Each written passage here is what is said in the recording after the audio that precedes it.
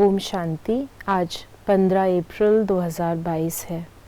बाबा ने हमें याद के बल से अपने विकर्मों को, अपने पाप के बोझे को समाप्त करने की शिक्षा तो दी है, लेकिन साथ साथ बाबा ने हमें ये भी बतलाया है क्योंकि वापस जाने का समय है तो हम अपनी चेकिंग कर लें कि हमारी बुद्धि कहीं पर भी अटकी हुई ना हो, केवल एक बाप की याद में रहे। आज बाबा ने हम बच्चों को वरदान दिया, स्व और सेवा के बैलेंस द्वारा दुआएं लेने और देने वाले सदा सफलता मूरत भव। जैसे हमारा अटेंशन सेवा पर होता है कि हमें दूसरी आत्माओं को संदेश देना है, ज्ञान सुनाना है, कोई ना कोई ऐसा कार्य करना है, उतना ही अटेंशन हमारा स्व उन्नति पर हो। यानी मैं आत्मा, मेरी स्थिति कैसी है, मैं किस अवस्था को प्राप्त कर रही हूँ। इस प्रकार हमें स्व उन्नति का भी प्लान बनाना है और उसे प्रैक्टिकल में भी लाना है।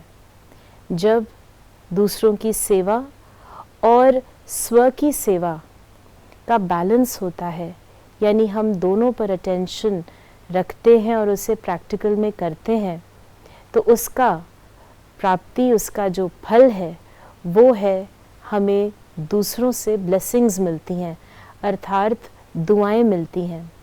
आप देखेंगे, अगर आप सिर्फ सेवा कर रहे हैं और सेवा करते करते आपने मुरली नहीं सुनी, योग नहीं किया, कई दिन तक ऐसे चलते रहे, तो आत्मा की शक्ति कम होने लगती है। तो उसे छोटी छोटी बातों पर इरिटेशन होगा या उसकी रूहानियत ख़त्म हो जाती है।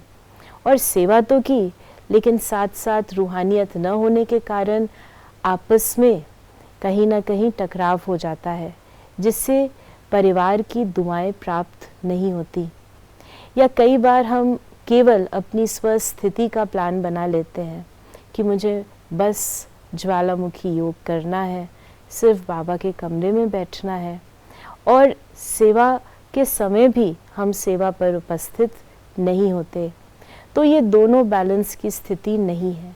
दोनों का जब हम बैलेंस रखते हैं तो सेवा करते हुए भी अपनी रूहानियत के द्वारा भी हम दुआएं देते और लेते हैं।